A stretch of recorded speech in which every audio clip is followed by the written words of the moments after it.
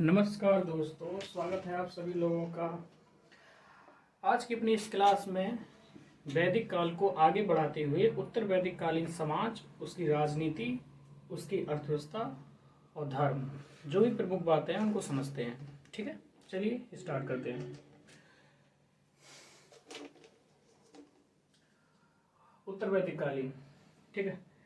तो वैदिक कालीन व्यवस्था को दो भागों में बांटा गया था, ऋग्वैदिक काल और उत्तर वैदिक काल। ऋग्वैदिक काल को और उत्तर वैदिक कालों के जो बीचों में विभाजक का जो आधार था वो था लोहे का प्रयोग, यानी कि उत्तर वैदिक काल में लोहे का प्रयोग होने लगा था और ऋग्वैदिक काल में लोहे का प्रयोग नहीं होता था। ऋग्वैदिक काल की जो अवधि थी वो थी 1500 ईसा पूर्व से लेकर के 1000 ईसा पूर्व, और जो उत्तर वैदिक काल की जो अवधि थी वो थी 1000 ईसा पूर्व से लेकर के 600 ईसा पूर्व तक।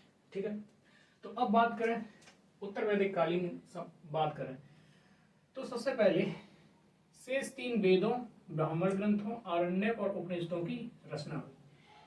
मैंने बोला था आपसे कि जो ऋग्वैदिक कालीन जो समाज है, राजनीति है, अर्थव्यवस्था है, तो उसकी जानकारी सिर्फ ऋग्वेद से मिलती है, क्योंकि उस समय केवल ऋग्वेद बना हुआ था। लेकिन शेष 3 वेद, सामवेद, यजुर्वेद और अथर्ववेद, और जो ब्राह्मण ग्रंथ हैं जो वेदों के मैंने बताए थे, और आरण्यक हैं जो वनों में लिखे गए थे, और जो उपनिषद हैं, ठीक है, इनकी रचना उत्तर वैदिक काल में हुई है। ठीक है, ऋग्वैदिक काल में नहीं हुई, इस बात को ध्यान रखना। अगली बात है कि इस समय उत्तर वैदिक कालीन समय में आर्य सप्तसैंधो प्रदेश से निकलकर गंगा की तरफ अग्रसर हो चुकी थी। सप्तसैंधो, सिंधु और उसकी जो सहायक 6 नदियां थी, सिंधु और उसकी जो सहायक नदियों से उनसे मिलने वाला जो क्षेत्र बनता था उसे कहते थे सप्तसैंधो प्रदेश। जो आर्यों का जो स्थान था, रहने का निवास स्थान था, वो था सप्तसैंधो प्रदेश। ठीक है, तो ऋग्वैदिक कालीन जो आर्य थे उनकी पूर्व में गतिविधियों के केंद्र जो गंगा थी ना, गंगा का पश्चिमी तट तक था। लेकिन जो उत्तर वैदिक काल की बात करें, उत्तर वैदिक कालीन जो आर्य थे वो गंगा यमुना के दोआब में प्रवेश कर गए थे, यानी कि 2 नदियां जो होती हैं उनके बीच का जो क्षेत्र होता है, जो भूमि होती है, उसे कहते हैं दोआब। ठीक है, तो गंगा और यमुना के दोआब में प्रवेश कर गए थे, और गंगा यमुना का जो दोआब है उसे कहते हैं ब्रह्मर्षि। ठीक है, ब्रह्मर्षि। ठीक है, कर गए थे। सतपथ ब्राह्मण ग्रंथ में वेदत माधव की कथा से आर्यों की पूर्वी सीमा सदा नीरा या गंडक नदी तक मिलता है। ये क्या बात है? सतपथ ब्राह्मण ग्रंथ, सतपथ ब्राह्मण ग्रंथ किस वेद का ब्राह्मण ग्रंथ है? तो सत और पथ। ठीक है, सत और पथ, एक कुछ याद आ रहा होगा। ठीक है, तो आपका जो यजुर्वेद है, यजुर्वेद का जो ब्राह्मण ग्रंथ है वो है सतपथ। तो सतपथ ब्राह्मण ग्रंथ में एक कथा का उल्लेख आता है, वेदत माधव की कथा, वेदत माधव की कथा। तो उसमें उल्लेख किया जाता है कि जो उत्तर वैदिक कालीन जो आर्य लोग थे उनकी पूर्वी सीमा सदा नीरा नदी तक थी या फिर गंडक नदी तक थी। ठीक है, इस बात को याद रखना। और इसी में कहा गया है कि ऋग्वेद में सरस्वती और दुष्दती जो 2 नदियां उनके बीच के क्षेत्र को ब्रह्मावर्त कहा जाता है। ठीक है, पहले आर्य ब्रह्मावर्त क्षेत्र में रहा करते थे, यानी कि सरस्वती और दुष्दती नदी के बीच में। उसके बाद में इनका पूरब की ओर प्रसार हुआ, पूरब की ओर गए। ठीक है, तब वहां गए तो वहां पर इन्होंने गंगा यमुना के दोआब में प्रवेश किया, जिसे कहा गया ब्रह्मर्षि देश। पहले कहाँ रहते थे? सप्तसैंधो प्रदेश में। फिर सरस्वती और दुष्दती की ओर बढ़े, ब्रह्मावर्त। उसके बाद में गंगा यमुना के दोआब की तरफ बढ़े, जिसे कहते हैं ब्रह्मर्षि देश कहा गया। ठीक है, इसके पश्चात आर्यों ने हिमालय और विंध्य के बीच समस्त भूभाग पर अधिकार कर लिया, और तथा इसे मध्य देश कहा गया। धीमे धीमे और आगे बढ़े। ठीक है, ब्रह्मर्षि देश से और आगे बढ़े, और उत्तर में हिमालय और दक्षिण में विंध्य, उत्तर में हिमालय और दक्षिण में विंध्य, इन क्षेत्रों पर जब इन्होंने कब्जा कर लिया तो इसको कहा गया मध्य देश। ठीक है, इसका मतलब इस समय तक आर्यों के जो उत्तर वैदिक कालीन आर्यों की जो उत्तरी सीमा थी वो कहाँ थी? हिमालय। पूर्वी सीमा थी वो क्या थी? गंडक नदी या फिर सदा नीरा नदी। ठीक है, और जो दक्षिण सीमा थी इनकी वो क्या थी? विंध्यन का जो क्षेत्र, विंध्यन पर्वत। ठीक है। तो इसका मतलब कि मध्य देश उत्तर वैदिक कालीन आर्यों के विंध्य पर्वत आर्यों की दक्षिणी सीमा है और आर्य संस्कृति का केंद्र बिंदु था। ठीक है, गंडक नदी पूर्वी सीमा बता दी, यानी गंडक नदी उत्तर वैदिक आर्यों की पूर्वी सीमा थी और जो विंध्य पर्वत है उत्तर वैदिक आर्यों का दक्षिणी सीमा थी। ठीक है। अब सदा नीरा नदी के पूर्व में मगध और अंग आर्य संस्कृति के बाहर थे। ठीक है, ऐसा नहीं है कि उस समय कोई महाजनपद थे, नहीं थे, एक दो, जैसे अंग हुआ, मगध हुआ, ये महाजनपद थे, लेकिन आर्य संस्कृति का जो क्षेत्र था उससे बहुत दूर थे। ठीक है, बहुत सुदूरवर्ती क्षेत्र थे और इनके लिए कुछ शब्दों का प्रयोग किया गया है। इनके लिए कुछ शब्दों का प्रयोग किया गया है, व्रात, मृगवाच, अदेव्यू, व्रात, मृगवाच और अदेव्यू। मेनली आर्य लोग अपनी संस्कृति फॉलो करते थे और ये अनार्यों की संस्कृति थी, इसलिए इनको हीन दृष्टि से देखते थे, इसीलिए ऐसे शब्दों का प्रयोग किया है। जब आर्यों ने समस्त उत्तर भारत के क्षेत्र पर कब्जा कर लिया तो उन्होंने इसको एक नाम दिया, उसे कहा गया आर्यावर्त। तो आपने देखा सबसे पहले आर्य कहाँ थे, सप्त सिंधु प्रदेश में। ठीक है, उसके बाद आर्य कहाँ है, सरस्वती और दुष्टती के बीच में ब्रह्मावर्त। उसके बाद गंगा यमुना दोआब में ब्रह्मर्षि कहा गया। उसके बाद हिमालय और गंडक नदी और दक्षिण में विंध्य क्या कहा गया, मध्य देश। उसके बाद क्या हुआ, समस्त उत्तर भारत पे कब्जा कर लिया, तो इसे कहा उन्होंने आर्यावर्त, यानी कि आर्य लोगों का। पहले ब्रह्मावर्त, फिर ब्रह्मर्षि, फिर मध्य देश, फिर आर्यावर्त। तो आपने इन बातों को समझा होगा कि उत्तर वैदिक कालीन लोग किस तरह से धीमे धीमे आगे बढ़ रहे हैं, और जब धीमे धीमे आगे बढ़ेंगे तो इनका अनार्यों के साथ युद्ध होगा, संघर्ष होगा। ठीक है, और उनको ये दास बना लेंगे और फिर बाद में इनको चौथे वर्ण के रूप में, शूद्र के रूप में इनको शामिल कर लेंगे। तो जो चौथा वर्ण है उसका जन्म भी ना उत्तर वैदिक काल में ही हुआ है। ऋग्वैदिक काल में तीन ही वर्ण थे, ब्राह्मण, क्षत्रिय और वैश्य। जो शूद्र वर्ण था चौथा, ये उत्तर वैदिक कालीन की उपज है। ठीक है, अब आ जाइए इधर, उत्तर वैदिक कालीन आर्थिक व्यवस्था। सबसे पहले कुछ शब्द देख लेते हैं। पहला एक है गोमत, गोमत धनी व्यक्ति, वन्य भूमि दूरी, गवेषणा युद्ध। गोमत कैसे याद करें, गोमत यानी कि गो यानी कि गौ, गाय, और गाय क्या है, संपत्ति की इकाई भी कहा जाता था। और जिसके पास गाय जितनी ज्यादा होती उतना ही समाज में उसको सम्मान ज्यादा मिलता था, उतना ही ज्यादा वो धनाढ्य व्यक्ति होता था, संपत्तिशाली व्यक्ति होता था, धनी व्यक्ति। तो गोमत धनी व्यक्ति, वन्य भूमि दूनी। ठीक है, ऐसे मान लीजिए गढ़, गढ़ किसे कहा जाता है, गढ़ होने के लिए एक क्षेत्र होना चाहिए, और क्षेत्र है तो उसका संबंध किससे है, दूरी से है। ठीक है, तो गढ़, गढ़ भूमि यानी कि दूरी। ठीक है, एक है गवेषणा, तो युद्ध।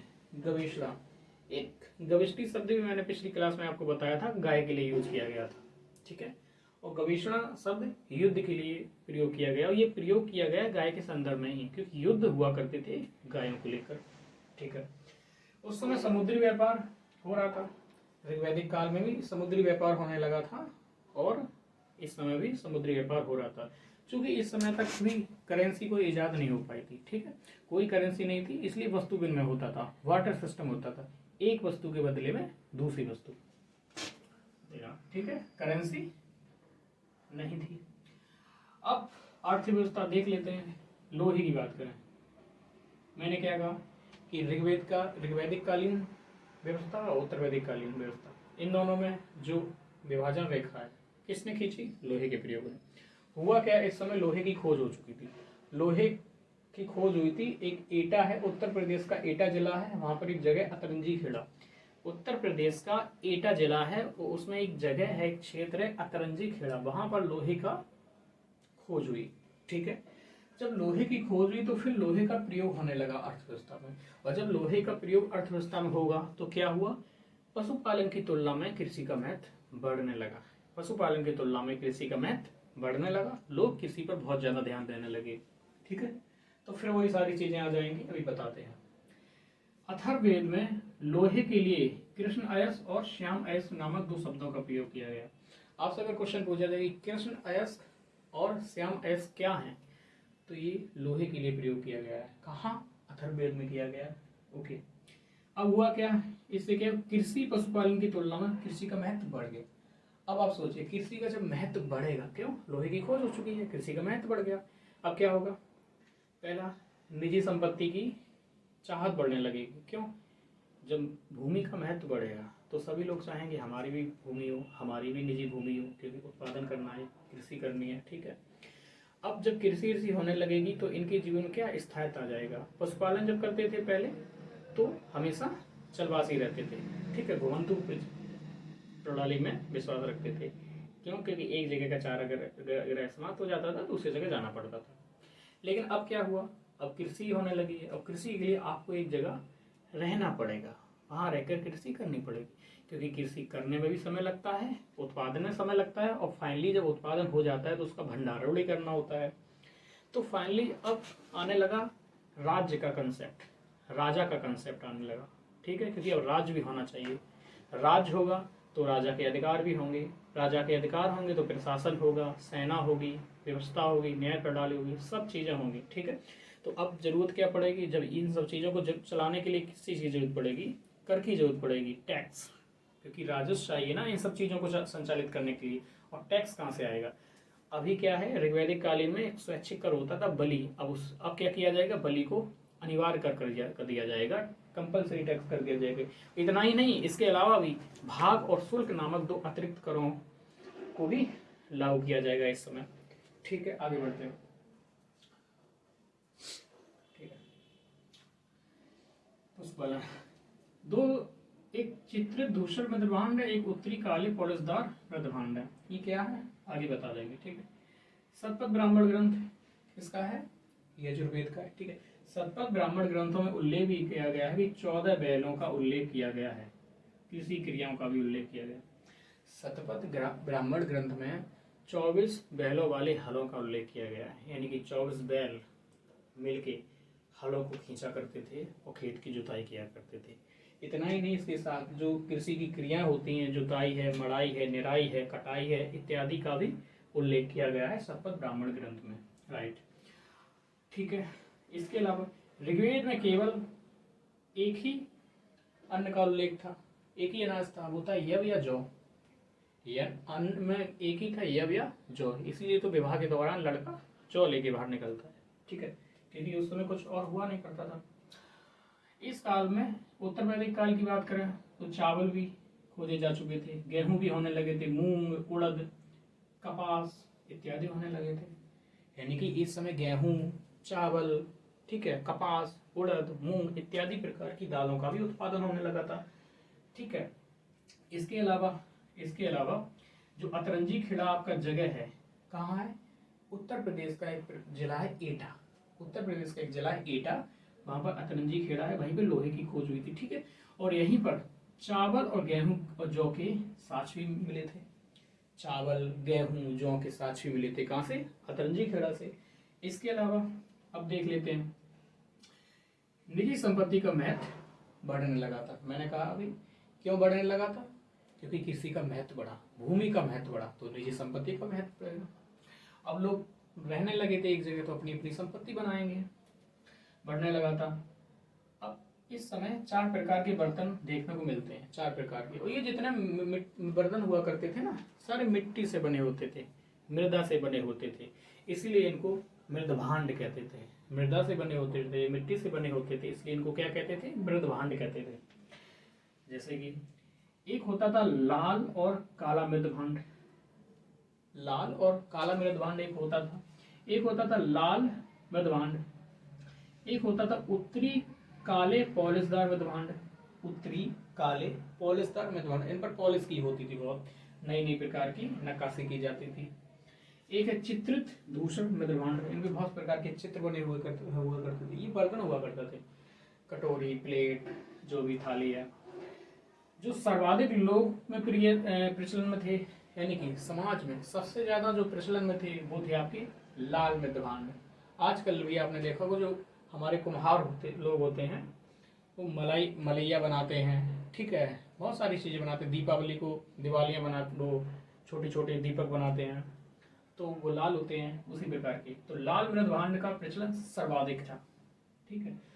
और जो चित्रित धूसर मृदभांड है, इसका मतलब ये महंगे होते होंगे, इतनी प्रकार की नक्काशी की, ये नए नए प्रकार के चित्र बनाए हैं। तो विशिष्टता का सूचक है ये। जो समाज के कुलीन लोग थे वो इनका प्रयोग किया करते थे, ठीक है। इसका मतलब समाज में इस समय तक समाज में स्त्रीगण दिखने लगा था।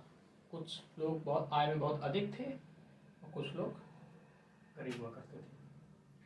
व्यवसाय की बात करें, व्यवसाय के लिए कुछ शब्द पे एक तक्षण होता था, बढ़ई। तक्षण कैसे कहते थे? बढ़ई को। धातु शोधक का भी काम हुआ करता था। रथकार होते थे, रथ बनाया करते थे। चर्मकार होते थे, धातुकर्मी और अन्य काम करते थे। स्वर्णकार होते थे, सोने से संबंधित, ठीक है। तक्षण हुआ, रथकार हुआ, इन शिल्पियों को रत्नी कहा जाता था। ये राजा के पदाधिकारी होते थे। राजसूयज्ञ सम्मान, इसका मतलब क्या है? इसका मतलब समझिए। तक्षण है, बढ़ई, ये काम क्या करता था? ये नए नए प्रकार के हथियार बनाता था। तलवार है, भाला है, गदा है, इत्यादि प्रकार के। और जो रथकार होता था वो नए नए प्रकार के रथ बनाता था और इन्हीं दोनों के प्रयोगों से युद्ध होता था। तो ये राजा के उस समय बहुत महत्वपूर्ण पदाधिकारी हुआ करते थे, ठीक है, क्योंकि युद्ध होते रहते थे तो इनका महत्व ज्यादा होता था और इनको रत्नी का दर्जा दिया गया था। इसके मायने ये हैं कि जब राजसूय यज्ञ होता था, राजसूय यज्ञ का मतलब है कि जब राजा का सिंहासन रोहण होता था, जब सिंहासन में बैठाया जाता था, राज्याभिषेक हुआ करता था, तो एक यज्ञ हुआ करता था, उसे कहते थे राजसूय यज्ञ, ठीक है। और राजसूय यज्ञ के दौरान राजा इन रत्नियों के घर पर जाता था, उपहार लेकर जाता था, इनको उपहार भेंट करता था और इनके प्रति सम्मान प्रकट करता था और इनसे आशा रखता था, अपेक्षा करता था कि ये हमारा समर्थन करेंगे, हमारा साथ देंगे शासन में, ठीक है। तो इनका मतलब ये है रत्नी का। क्लियर? आगे की बात करें तो कुछ शब्द हैं। वेकनाट, सूदखोर, ठीक है। सूदखोर यानी कि उन्हें कहते हैं जो सूद को खाते हैं, ब्याज को खाते हैं। जैसे हरामखोर होते हैं, हराम का खाते हैं, इसी प्रकार सूदखोर होते हैं जो ब्याज को खाते हैं। तो इनके लिए एक बैकनाट का प्रयोग किया गया। तो ऐसे याद करिए, बैक और नाट यानी कि बेच दी है नाक, यानी कि आपने अपनी नाक बेच दी है, आप ब्याज का खा रहे हो, ठीक है। क्योंकि इस्लाम में आज भी ब्याज पे खाना हराम माना जाता है। ये भी एक बहुत बड़ी वजह रही कि इस्लामिक समाज जो भी है उसका औद्योगिकरण नहीं हो पाया उतना ज़्यादा जितना यूरोपीय समाज का हो गया, ठीक है। जबकि एक समय पर वो दोनों समान स्थिति पर खड़े थे। तो वेक नाट यानी कि वेक थी क्या? अपनी नाक। तो सूदखोर, वस्तु विनिमय, मैंने कहा करेंसी तब तक कोई नहीं थी तो वस्तु विनिमय ही होता था, वाटर सिस्टम ही चल रहा था। माप की कुछ इकाइयां थी सॉरी, माप की कुछ इकाइयां हालांकि थी, मापने के लिए, अनाज मापने के लिए, ठीक है, चीजों को मापने के लिए। निष्क, शतमान, पाद, कृष्णल, रतिका और गुंजा, ठीक है। निष्क जो होती थी गोल्ड की होती थी, शतमान जो होती थी चांदी की होती थी, और रथका और गुंजिका ये सबसे छोटी इकाई थी माप की। माप की सबसे छोटी इकाइयां रथका और गुंजिका हुआ करती थी। इसके अलावा ये निष्क, शतमान, पाद, कृष्ण और रथिका, गुंजिका, ये सारी क्या है? माप की इकाइयां हैं, ओके। अब बात करें कृषि। कृषि, लोहे का प्रयोग हुआ, कृषि का महत्व बढ़ा, कृषि होने लगी तो क्या हुआ? लोगों के जीवन में क्या है? स्थायित्व आया, क्योंकि रुककर कृषि करनी पड़ेगी। यहीं पे राज शब्द की संकल्पना आई, राज्य को मजबूत होने लगा। जब राज्य मजबूत होगा उसके लिए क्या चाहिए? सेना चाहिए, प्रशासन चाहिए। इसके लिए क्या चाहिए? कर भी चाहिए। और कर क्या किया? अनिवार्य कर दिया। जो पहले कर वली हुआ करता था, एक स्वैच्छिक कर हुआ करता था, ठीक है, अपनी मर्जी से कर दिया करते थे, लेकिन अब इसको अनिवार्य कर दिया है। इतना ही नहीं, इसके अलावा भाग और शुल्क नामक दो नए कर भी प्रजा पर आरोपित कर दिए। क्यों? क्योंकि रेवेन्यू मिले, ताकि अपना शासन प्रशासन एडमिनिस्ट्रेशन को संचालित किया जा सके, ठीक। ओके, उत्तर वैदिक कालीन राजनीतिक जीवन देख लेते हैं। उत्तर वैदिक कालीन राजनीतिक जीवन देख लेते हैं। लोहा, फिर वही देखिए, ऐसा है कि किसी भी देश की दशा और दिशा को अर्थव्यवस्था ही निर्धारित करती है। इकोनॉमी समझिए आप, उसके बाद में उसका समाज कैसा होगा, उसकी राजनीति कैसी होगी, उसका धर्म कैसा होगा, हर चीज आपको समझ में आ जाएगा, ठीक है। इकोनॉमी तक ही सीमित नहीं है, बहुत व्यापक है, ठीक है। लोहे की जैसी खोज हुई, कृषि का महत्व पड़ा। अब क्या चाहिए? राज। ठीक है, राजनीतिक जीवन पढ़ रहे हैं। राजा जब राज्य की संकल्पना आएगी तो उसके अधिकार और शक्तियां भी बढ़ेंगी। क्यों? क्योंकि राज सुरक्षा भी देनी है, तो राजा के पास शक्ति होनी चाहिए, निर्णय लेने की क्षमता होनी चाहिए। यहीं पे राजत्व का सिद्धांत आएगा। ठीक है, the divine theory of kings, राजा का दैवीय सिद्धांत, राजत्व का दैवीय सिद्धांत।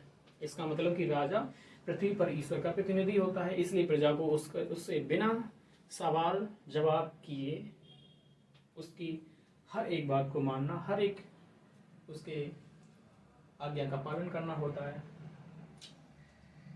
कबीले मिल मिल के जनपद बनने लगे थे। उस समय जन हुआ करते थे, जन को कबीला कहा करते थे, और यही जन मिलकर के जनपद बनने लगे थे। हालांकि ये जनपद उतने नहीं थे जो 6ठी शताब्दी ईसा पूर्व में थे। 16 महाजनपद उतने बड़े नहीं हुआ करते थे, छोटे छोटे हुआ करते थे। जैसे पुरु और भरत मिलके कुरु बना, पुरु और भरत मिलकर कुरु बन गया, कुरुवंश जैसे कहते थे। और तुर्वस और कृमि मिलकर पांचाल बन गया। ठीक, राजा सभा समिति का नियंत्रण कम होने लगा। ऋग्वैदिक कालीन में मैंने कहा था कि राजा पर सभा और समितियों का खूब कंट्रोल हुआ करता था। इससे राजा निरंकुश नहीं हुआ करता था, उस पर अंकुश लगता था उसकी शक्तियों पर। लेकिन अब क्या हुआ? सभा समितियां का नियंत्रण भी कम होने लगा। हुआ भी क्यों? इसके भी पीछे बहुत सारे कारण हैं। ठीक, उत्तर वैदिक कालीन में हुआ क्या? महिलाओं को यहाँ जाने से रोक दिया गया, महिलाएं नहीं जा सकती थी, उनका उपनयन संस्कार रोक दिया गया, शिक्षा से वंचित कर दिया गया, सभा और समिति में जाने से मना कर दिया गया। तो फाइनली हुआ क्या? ये संस्थाएं कमजोर होती गई और राजा मजबूत होता गया। धीमे धीमे राजा बहुत मजबूत हो जाएगा आने वाले दिनों में। ऐत्रेय ब्राह्मण ग्रंथ में 5 प्रकार के राजाओं का उल्लेख मिलता है। ऐत्रेय ब्राह्मण ग्रंथ ऋग्वेद का एक ब्राह्मण ग्रंथ है। ऐत्रेय ब्राह्मण ग्रंथ में 5 प्रकार के राजाओं का उल्लेख मिलता है, और इन राजाओं पर जो शासन करता है उसे कहते हैं एकराट। उसे क्या कहते हैं? एकराट। ठीक है, राजसूय यज्ञ, ठीक है, एक है अश्वमेध यज्ञ, एक है वाजपेयी यज्ञ, और एक है आपका अग्निष्टोम यज्ञ। ये चारों यज्ञ क्या है, इनको समझ लेते हैं। राजसूय यज्ञ हमने बता दिया, जैसे कि जब राजा का राज्याभिषेक हुआ करता था तो उस समय जो यज्ञ हुआ करता था उसे राजसूय यज्ञ कहते थे। अश्वमेध यज्ञ शक्ति का प्रतीक हुआ करता था, यानी कि इसके अंतर्गत राजा एक घोड़ा छोड़ता था और घोड़ा पूरे क्षेत्र में चलता जाता था, जितनी भी भूमि को माप सकता है, और अगर उसको कोई रोक रहा है तो इसका मतलब उस राज्य से युद्ध करना पड़ेगा। ठीक है, जैसे कि रामायण में छोड़ा गया था घोड़ा को, फिर लवकुश से गौर हुआ था। तो फाइनली यह शक्ति का प्रतीक होता था। अगला है एक वाजपेयी यज्ञ। वाजपेयी यज्ञ में कुछ नहीं होता था, रथों की दौड़ हुआ करती थी, बहुत सारे रथों की दौड़ हुआ करती थी। फिर उसमें कोई जीतता तो उसके बाद रात में पार्टी होती थी, लोग खाना खाते थे, पार्टी मनाते थे, नाचते गाते थे। ठीक है, अग्निष्टोम का सीधा मतलब कि पशु बलि दी जाती थी। जो अग्निकुंड हुआ करता था उसमें पशु बलि दी जाती थी, और इस पशु बलि का उत्तर वैदिक कालीन समाज में बढ़ावा ही मिला। ठीक है, कम नहीं हुआ। वैदिक कालीन में ये कर्मकांड फालतू के नहीं हुआ करते थे, लेकिन इस समय ये बहुत बढ़ने लगे थे। टैक्स, जैसे कि मैंने कहा, बलि तो था ही, बस उसको क्या कर दिया, स्वैच्छिक था ना, अनिवार्य कर दिया, और भाग और शुल्क को जोड़ दिए। भाग वो होता था कि आप जो उपज हो रही है उसका एक हिस्सा राज्य को देंगे, ताकि राज्य अपना शासन प्रशासन चलाएगा। और शुल्क होता था कि आप व्यापार कर रहे हैं, एक जनपद से दूसरे जनपद व्यापार कर रहे हैं तो कस्टम लेंगे, शुल्क लेंगे। जो वसूली करता था उसे भागदूत कहते थे, कोषाध्यक्ष होता था तो संग्रहिता कहते थे। ठीक है, अब कैसे याद करें? वसूली करने गया, किस रूप में लेगा? भाग के रूप में लोगे ना, तो वसूली करने वाला क्या है? भागदूत, ऐसे याद कर सकते हैं। और संग्रहिता है तो कोषाध्यक्ष, ऐसे याद कर लेना आप। उत्तर वैदिक कालीन सामाजिक व्यवस्था की बात कर लेते हैं। इसी काल में चौथा वर्ड जोड़ दिया गया। ऋग्वैदिक काल में क्या होते थे? 3 ही वर्ण थे, ब्राह्मण, क्षत्रिय और वैश्य। ब्राह्मण शिक्षा प्राप्त करता था, ज्ञान अर्जन करता था और शिक्षा देता था। ठीक है, क्षत्रियों के ऊपर मेनली सुरक्षा का उत्तरदायित्व होता था। ठीक है, वैश्य समाज थे जो व्यापार, पशुपालन इत्यादि काम किया करते थे, और जो शूद्र समाज था ये ऊपर के तीनों वर्णों की सेवा करता था। ठीक है, तो ऋग्वैदिक काल में केवल 3 वर्ण थे, लेकिन इस काल में चौथा वर्ण आ गया। क्यों? क्योंकि इस काल में ये लोग आगे बढ़े थे, और आगे बढ़े तब क्या हुआ, आर्यों का अनार्यों के साथ संघर्ष हुआ। जब संघर्ष हुआ तो उन आर्यों ने अनार्यों को अपने अधीन बना लिया, जो यहाँ के मूल निवासी थे, और उनको चौथे वर्ण के रूप में दास या फिर दस्यु के रूप में शामिल किया, जैसे शूद्र वर्ण कहा गया। ठीक है, तो चौथा वर्ण जो है इसी समय आया। ओके, ब्राह्मण, क्षत्रिय और वैश्य को द्विज कहते हैं। ब्राह्मण, क्षत्रिय और वैश्य को द्विज कहते हैं। द्विज का मतलब होता है दूसरा जन्म। मतलब ये होता है कि मनुस्मृति में भी कहा जाता है कि जन्म से सभी शूद्र होते हैं। ठीक है, जन्म से सभी शूद्र होते हैं, कर्म उनको द्विज बनाते हैं, कर्म उनको ब्राह्मण, क्षत्रिय या फिर वैश्य बनाएगा। ओके, तो जो ऐसा कर लेता था, इन वर्णों में पहुंच जाता था, तो उसे द्विज कह देते थे। वर्ण व्यवस्था इस समय जटिल नहीं हुई थी। हालांकि वर्ण व्यवस्था थोड़ा मुश्किल होने लगी, लेकिन बहुत ज्यादा जटिल नहीं हुई, क्योंकि इंटरकास्ट मैरिज हुआ करते थे इस समय भी। शूद्रों का उपनयन संस्कार समाप्त कर दिया था। शूद्र लोगों को उपनयन संस्कार का अधिकार नहीं था। इसका मतलब शिक्षा प्राप्ति से वंचित कर दिया गया था। शूद्रों को भी वंचित कर दिया और महिलाओं को भी वंचित कर दिया था। एक शब्द आता है अनस्वलीकृत। आपसे पूछा जाए कि अनस्वलीकृत शब्द का प्रयोग किसके लिए किया गया है, तो इसका प्रयोग किया गया है वैश्य समाज के लिए। इसका प्रयोग किया गया है आपके वैश्य समाज के लिए।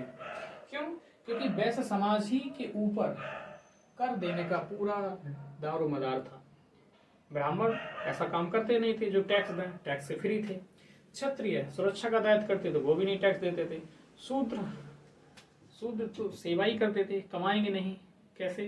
ठीक है, कहाँ से टैक्स देंगे? वैसे समाज था जो कृषि करता था, पशुपालन करता था, उद्योग धंधे, ठीक है, व्यापार करता था, वाणिज्य करता था, तो वहीं पर कर देने का पूरा भार होता था।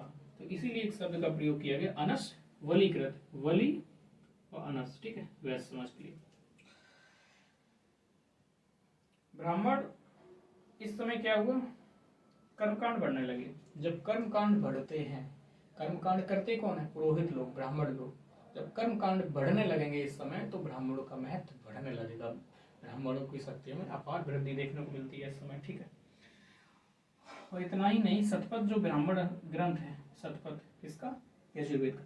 शतपथ ब्राह्मण ग्रंथ में क्षत्रियों को ब्राह्मण से श्रेष्ठ बताया गया है।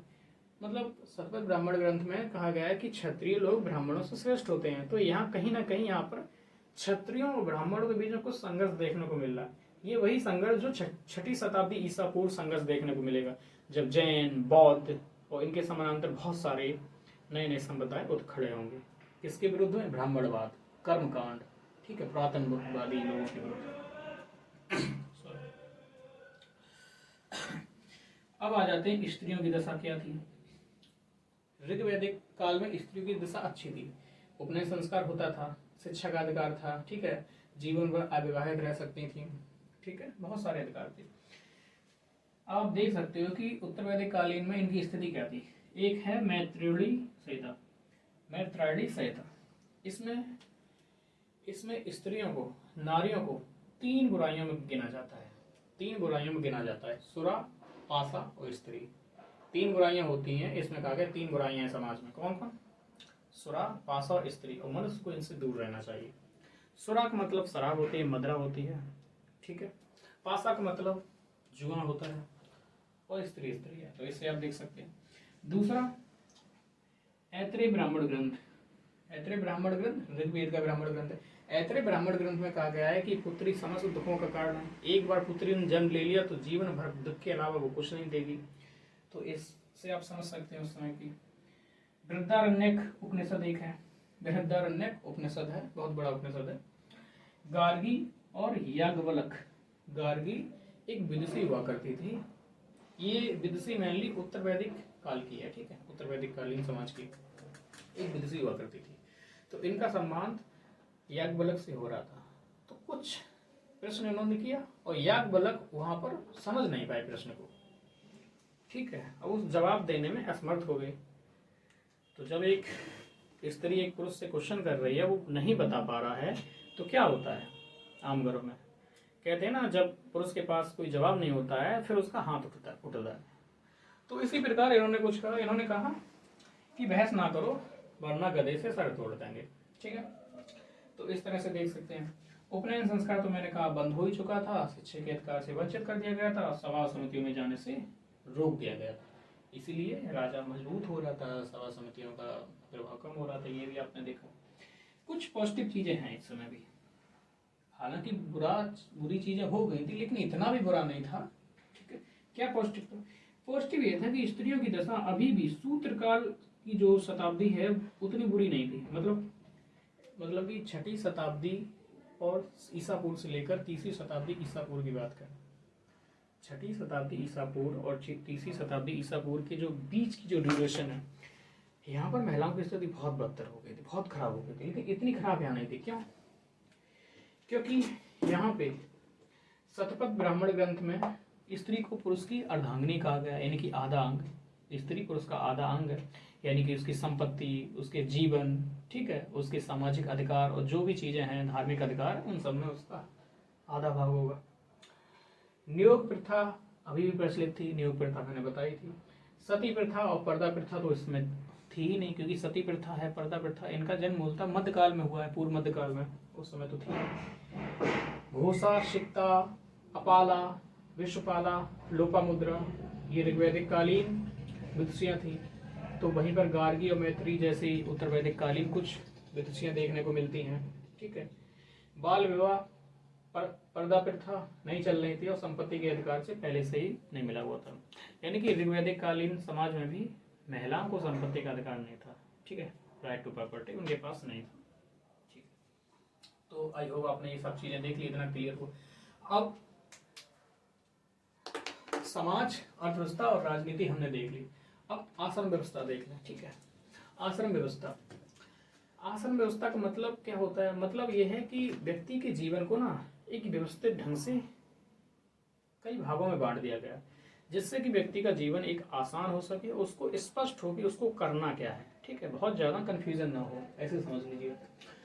तो उत्तर वैदिक ग्रंथों की बात करें, उत्तर वैदिक कालीन जो ग्रंथ हैं कौन है? 3 वेद हैं, ऋग्वेद को छोड़ दो, 3 वेद हैं, ब्राह्मण ग्रंथ हैं, उपनिषद हैं, आरण्यक हैं, ये सब हैं। ठीक है, तो इनसे केवल 3 आश्रम की जानकारी मिलती है। लेकिन एक उपनिषद है, उसका नाम है जवालोपनिषद। जवालोपनिषद, उसमें सर्वप्रथम 4 आश्रम की जानकारी मिलती है। तो 4 आश्रम कौन है? ब्रह्मचर्य है, गृहस्थ आश्रम है, वानप्रस्थ आश्रम है और संन्यास आश्रम है। ठीक है, बात करें तो ब्रह्मचर्य, तो हर एक आश्रम की अवधि है 25 वर्ष, यानी कि जीवन के 25 वर्ष रहकर, एक आश्रम में जीवन के 25 वर्ष तक रहकर आपको कुछ निश्चित काम करने होते थे। ठीक है, कुछ पहले 5 या 6 वर्ष तक जब लड़का हुआ करता था, वहां से ये प्रवेश करता था और 25 वर्ष तक ब्रह्मचर्य में रहा करता था। और फिर जब 25 वर्ष का हो जाता था तो 25 वर्ष से लेकर के 50 वर्ष के बीच में गृहस्थ आश्रम में रहता था। 50 से 75 के बीच में वानप्रस्थ आश्रम और 75 के बाद जितना भी है संन्यास आश्रम, और संन्यास आश्रम में व्यक्ति समाप्त हो जाता था। ब्रह्मचर्य की बात करें, ब्रह्मचर्य क्या होता है? ब्रह्मचर्य अगर संकीर्ण अर्थों में बात करें तो इसका मतलब होता है कि अपनी वासनाओं पर नियंत्रण रखना, अपनी काम इच्छाओं पर नियंत्रण रखना। ठीक है, और अगर व्यापक अर्थों में बात की जाए तो इसका मतलब हो जाएगा कि सही समय पे उठना। ठीक है, सही समय पे उठना, सही समय पे सोना। ठीक है, नैतिक मूल्य रखना, धारण करना। ठीक है, और सही समय पे खाना। ठीक है, कितना खाना है, क्या नहीं खाना है, तामसिक भोजन नहीं करना है, सात्विक भोजन करना है, विद्या का, ठीक है, मनन करना है, चिंतन करना है, और इन सब चीज़ों से, बुरे विचारों से भी दूर रहना है। ठीक है, तो ब्रह्मचर्य का बहुत व्यापक मतलब है। तो होता क्या था? होता ये था कि कोई भी, सबसे पहले कोई बच्चा है, उसकी उम्र 5 से 6 वर्ष हो गई या 7 वर्ष तक, उसका उपनयन संस्कार होता था। उपनयन संस्कार होते ही वह ब्रह्मचर्य के आश्रम में प्रवेश कर जाता था और अपने जीवन के 25 वर्ष, यानी कि आने वाली जो 25 वर्ष हैं उसके, तब तक विद्या और शिक्षा के लिए पूरा अपना जीवन निछावर कर देगा, तो ज्ञान और विद्या को प्राप्त करेगा। ठीक है, इसमें केवल एक ही काम है, आपको शिक्षा प्राप्त करनी है, ठीक है, नॉलेज प्राप्त करनी है। एक शब्द है नैष्ठिक, एक है उपकुरबाड़, एक है ब्रह्मवादिनी, एक है साधु बधु। ये चारों को देख लेते हैं। नैष्ठिक क्या होती थी? 25 वर्ष तक जो ब्रह्मचारी, ठीक है, क्योंकि यहाँ पे ब्रह्मचर्य का पालन करना होता था।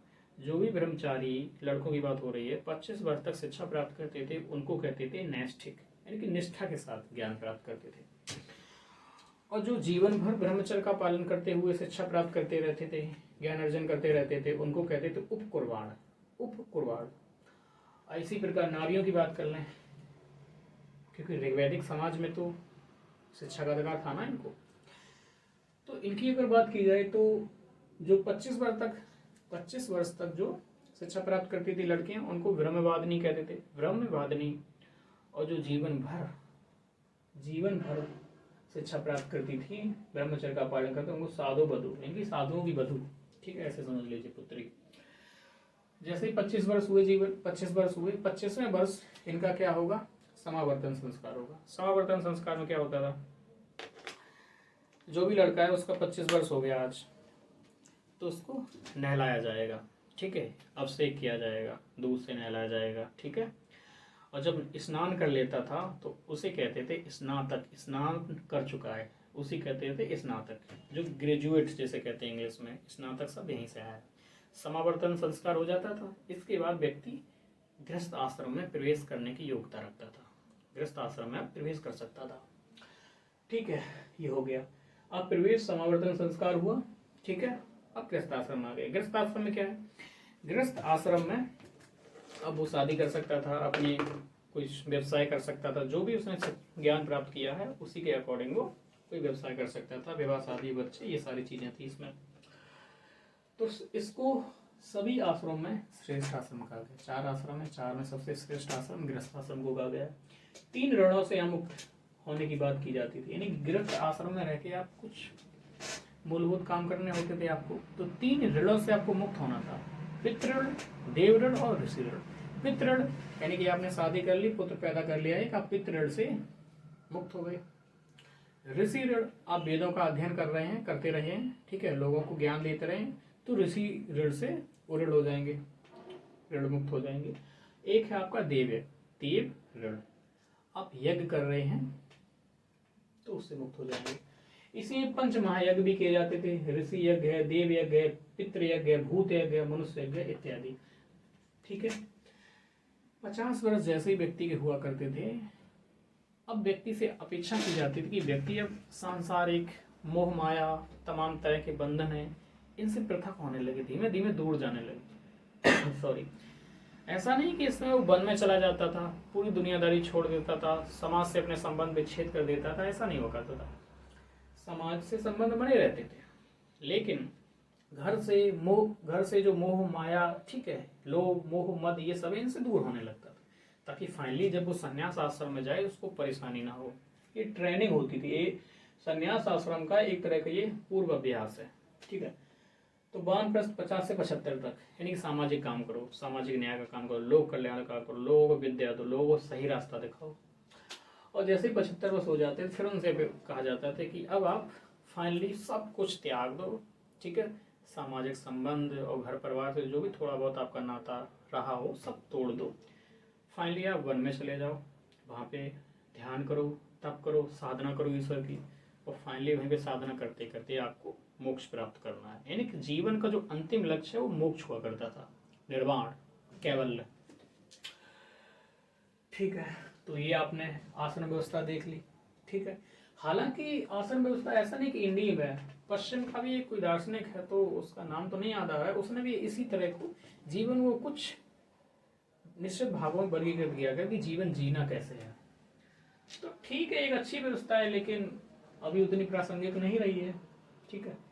4 पुरुषार्थ हुआ करते थे, धर्म अर्थ काम और मोक्ष, धर्म अर्थ काम और मोक्ष।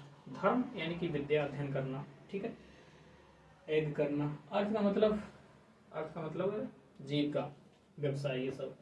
काम का मतलब वही संकीर्ण अर्थों में, एक व्यापक अर्थों में, ठीक है। संकीर्ण अर्थों में वासना से लिया जाएगा, व्यापक अर्थों में जितनी भी आपकी इंद्रिय सुख की बात कर रहे हो, ठीक है, वो सारा आ जाएगा। मोक्ष फाइनली ऊपर जाना। तो धर्म अर्थ काम मोक्ष। अब बात करें ब्रह्मचर्य। ब्रह्मचर्य में हम आपसे पूछे कि ब्रह्मचर्य में रहकर बालक को या बालिका को कौन कौन से पुरुषार्थ पूरे होते थे। 4 पुरुषार्थ। तो केवल धर्म के लिए काम करता था, अर्थ नहीं होता था, क्योंकि बिजनेस नहीं कर सकता यहाँ रहकर, ना काम और ना ही मोक्ष। ठीक है। फिर इसमें गए गृहस्थ में। तो गृहस्थ में धर्म अर्थ और काम ये तीनों होते थे। क्यों? क्योंकि वेदों का अध्ययन करता था, यज्ञ करता था, धर्म का काम कर रहा। जीने के लिए, खाने के लिए कुछ कमाना पड़ेगा, अर्थ का काम करता था। और काम, वासना, ये सब चीजें हैं, तो ये भी थी। वानप्रस्थ में क्या था? वानप्रस्थ में आपका धर्म था और मोक्ष, ये रह जाते हैं। क्योंकि अर्थ उससे कहा जाता है कि आप घर से संबंध तोड़ दें, यानी काम, और आप ये जो व्यवसाय वगैरह इनसे भी संबंध तोड़ के धर्म और मोक्ष से संबंध रहता था। और जब संन्यास में जाता तो फाइनली उसका एक लक्ष्य होता था मोक्ष। ना धर्म, ना ये, ना तो ये सब पूरे हो चुके हैं पहले ही। बहरहाल आते हैं वेदांग पर। वेदों के 6 अंग हैं, जिसे कहते हैं वेदांग, और इनकी रचना मूलतः इसलिए की गई ताकि वेदों को आप सहजतापूर्वक, सरलतापूर्वक आप समझ सको। ठीक है। शिक्षा है, कल्प है, निरुक्त है, व्याकरण है, ज्योतिष है, ठीक है, और छंद है। शिक्षा, कल्प, निरुक्त, व्याकरण, छंद, ज्योतिष। निरुक्त यास्क ने लिखा था। व्याकरण पर कुछ पुस्तकें, एक अष्टाध्यायी है, एक महाभास है पतंजलि की। अष्टाध्यायी किसने लिखी थी? पाणिनि ने लिखी थी। पाणिनि जो नंद वंश था ना, नंद वंश का शासन, मौर्य वंश से पहले का शासन नंद वंश, महापद्मानंद, और एक और उसका बेटा था धनानंद। ठीक है, ये 2 शासक हुए। तो उनके ही राजपुरोहित हुआ करते थे पाणिनि। उन्होंने अष्टाध्यायी लिखी थी व्याकरण पर, संस्कृत व्याकरण पर, पहली पुस्तक। इस पर फिर भाष्य किया था किसने? पतंजलि ने। छंद, एक छंद शास्त्र लिखा था, पिंगल मुनि थे, पिंगल। और ज्योतिष, एक ज्योतिष शास्त्र लिखा था लगध मुनि ने। ठीक है। आप कुछ बात कर लें उपवेद और फिर स्मृति ग्रंथ, और कुछ थोड़ी बात और। उपवेद, जितने भी वेद हैं हमारे, 4 वेद हैं, चारों वेद के अपने अपने एक उपवेद हैं। आयुर्वेद जो उपवेद है वो ऋग्वेद का उपवेद है। आयुर्वेद इसमें चिकित्सा की बात करते हैं, और ऋग्वेद क्या है? उपवेद है। गंधर्व वेद सामवेद का उपवेद है। गंधर्व से आप रिलेट कर सकते हैं, याद कर सकते हैं। सामवेद इनकी गाना आना से संबंधित, तो इसमें क्या होगा? संगीत कला होगी गंधर्व वेद में। धनुर्वेद, धनुर यानी कि धनुष विद्या, ऐसे समझ लीजिए, धनुष बाण, ये धनुर्विद्या सीखना।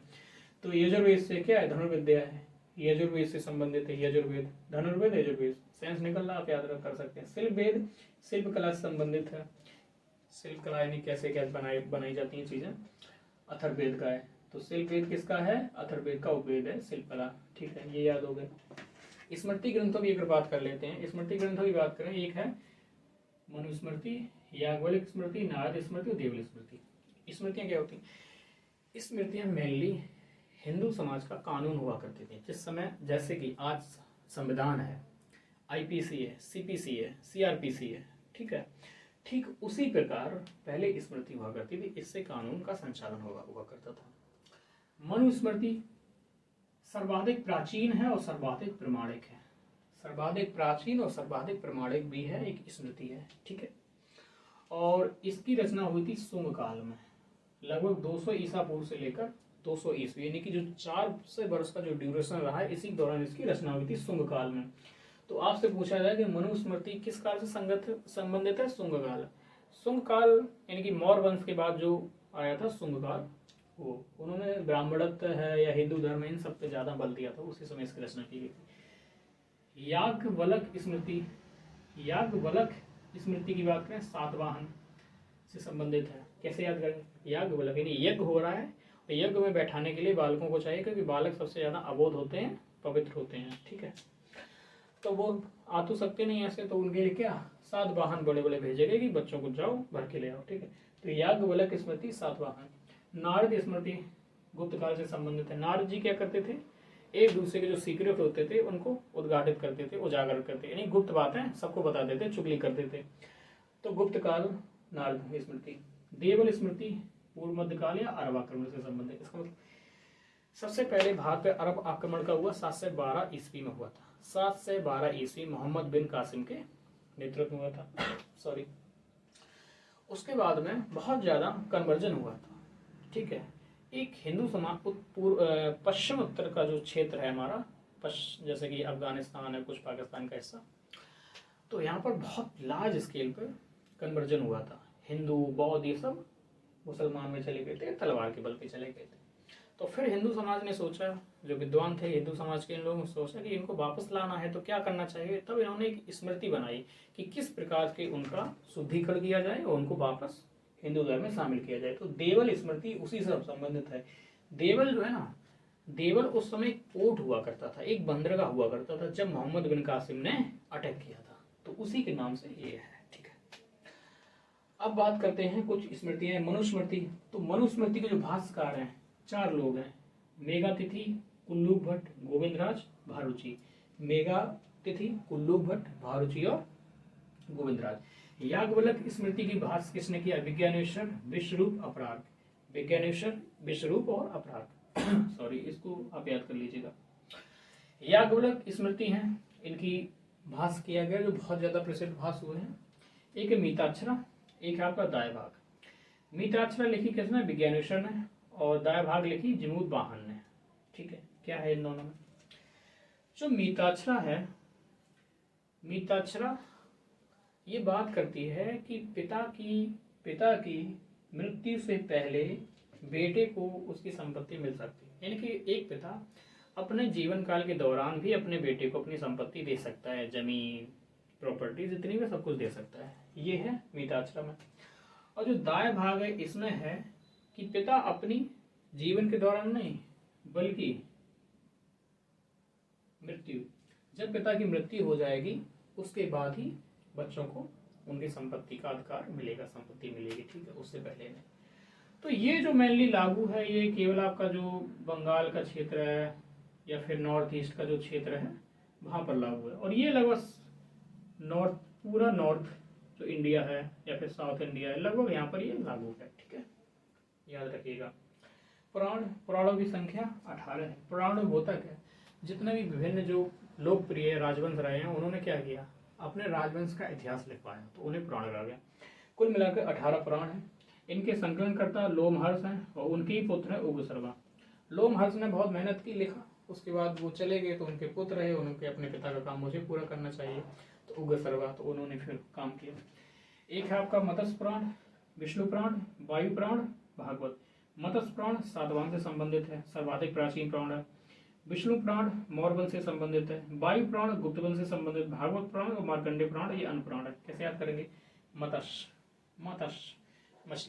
मछलियों का इतना ज्यादा उत्पादन लार्ज स्केल पे कर लिया, मछलियों का इतना ज्यादा लार्ज स्केल पे उत्पादन कर लिया कि इनको ले जाने के लिए बहुत बहुत बड़े वाहनों की जरूरत पड़ी। 7 वाहन लाए। ठीक है, तो 7 वाहन, एक यज्ञ और बालक वाला याद रखना, याज्ञवल्क्य स्मृति, यज्ञ और बालक वो छोटे छोटे। ठीक है, 7 वाहन, तो 7 वाहन से संबंधित। विष्णु ऐसे याद कर सकते हैं। कौटिल्य का नाम क्या था? कौटिल्य का नाम विष्णुगुप्त भी था। कौटिल्य यानी चाणक्य का नाम क्या थे? कौटिल्य था, क्योंकि वो कुटिल थे। विष्णुगुप्त था नाम उनका। तो विष्णुगुप्त यानी विष्णु मौर्य से संबंधित, और मौर्य वंश नहीं पता वो। वायु प्राण गुप्त वंश। वायु और नारद स्मृति की मैंने क्या कहा था, रहस्यों की बात करते थे, गुप्त बातें बता देते थे एक दूसरे को। यहाँ वायु प्राण, वायु क्या होती है? गुप्त रहती है, दिखती नहीं है, आप महसूस कर सकते हैं। वायु गुप्त रहती है, तो गुप्त वंश ऐसे याद कर सकते हैं। भागवत पुराण भी है, भगवान कृष्ण से संबंधित, और मार्कंडेय पुराण ये अन्य पुराण है। ठीक है, कुछ 16 संस्कार हैं। 16 संस्कारों की बात की गई है। 1 से लेकर 3 जो संस्कार होते हैं वो जन्म पूर्व के संस्कार होते हैं। 4 से लेकर 10 संस्कार होते हैं विद्या आरंभ से पूर्व के संस्कार होते हैं। 11वां जो संस्कार है उपनयन संस्कार। उपनयन संस्कार के बाद आपको क्या शिक्षा मिलती थी। 14वां जो संस्कार है वो समावर्तन संस्कार है, यानी कि या फिर गृहस्थ जीवन में आसक्त प्रवेश करते थे स्नातक होकर। पाड़ी ग्रेड 15 जो संस्कार है, पाड़ी ग्रेड यानी विवाह संस्कार, विवाह होता था, और विवाह के बाद सीधी मृत्यु यानी कि अंत्येष्टि संस्कार होता था। 16वां संस्कार। ठीक है, यानी कि विवाह हुआ उसके बाद सीधी अंत्येष्टि हो जाती थी। हाँ, ठीक है। अब विवाह के प्रकार देख लेते हैं। तो सूत्र साहित्यों में 8 प्रकार के विवाह का उल्लेख किया गया। कुल मिलाकर के भारत में शास्त्रों में 8 प्रकार के विवाह का उल्लेख किया गया। ब्रह्म विवाह, देव विवाह, प्रजापति विवाह, गंधर्व विवाह, आर्य विवाह, असुर विवाह, राक्षस विवाह, पैशाच विवाह।